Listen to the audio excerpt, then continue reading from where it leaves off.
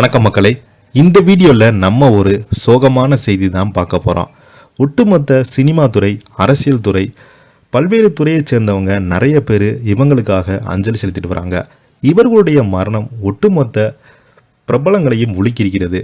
இவருடைய மரணம் ஈடுயற்ற இணையாத ஒரு நிகழ்வாக இருந்து வருதுன்னு நிறைய பேர் இரங்கல் தெரிவிச்சிட்டு வராங்க. யார் அந்த பிரபலம், அவங்களுக்கு என்னாச்சு, என்ன தகவல், என்ன செய்தின்னு வாங்க இந்த வீடியோவில் விரிவாக பார்க்கலாம். அதுக்கு முன்னாடி முதன்முறையாக நம்ம சேனலை ஃபஸ்ட் டைம் பார்க்குறீங்கன்னா சப்ஸ்கிரைப் பண்ணாதவங்களாம் சப்ஸ்கிரைப் பண்ணிக்கோங்க. பெல் பட்டன் சிம்மலமைக்கு நம்ம சேனலோட நோட்டிஃபிகேஷனை எனபிள் பண்ணிக்கோங்க. நாங்கள் போடுற வீடியோ எல்லாமே உங்களுக்கு உடனுக்குடனே வந்து சேரும். வாங்க என்ன தகவல், என்ன செய்தின்னு இந்த வீடியோவில் விரிவாக பார்த்து தெரிஞ்சுக்கலாம். இயற்கை வேளாண் விஞ்ஞானி RSS நாராயணன் திடீரென காலமாகி போயிருக்கிறாங்க. தலைவர்கள் பார்த்தீங்கன்னா இரங்கல் தெரிவிச்சிருக்கிறாங்க. இணையதளத்தில் அதிகமாக வைரல் ஆகிட்டு வருது. வாங்க என்ன தகவல், யார் அந்த ப்ராப்ளம்னு இந்த வீடியோவில் விரிவாக பார்க்கலாம்.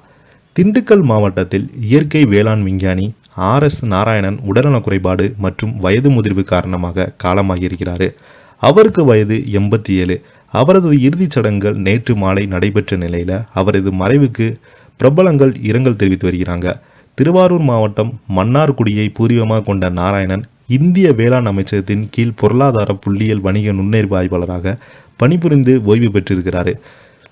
நீண்ட காலமாக திண்டுக்கல் மாவட்டம் அம்பத்தூரை பகுதியில் குடும்பத்தினுடன் வசித்து வந்த இவர் இயற்கை வேளாண் மீது மிகுந்த பற்று கொண்டவர்.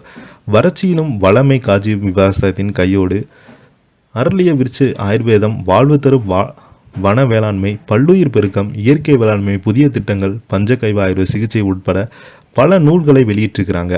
தமிழ் வளர்ச்சித்துறையின் சிறந்த பரிசுகளும் திட்டத்தின் கீழ் இவர் எழுதிய எண்ணெய் வித்துக்களும் பாகம் 1 என்ற நூல் முதல் பரிசும், பல்லுயிர் பெருக்கம் என்ற நூல் 2ஆம் பரிசும் பெற்றிருக்கிறாங்க.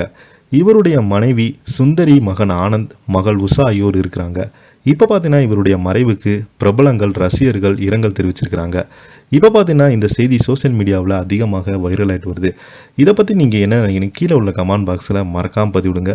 இந்த வீடியோ உங்களுக்கு பிடிச்சிருந்தால் லைக் பண்ணுங்கள், ஷேர் பண்ணுங்கள், கமெண்ட் பண்ணுங்கள். நன்றி, வணக்கம்.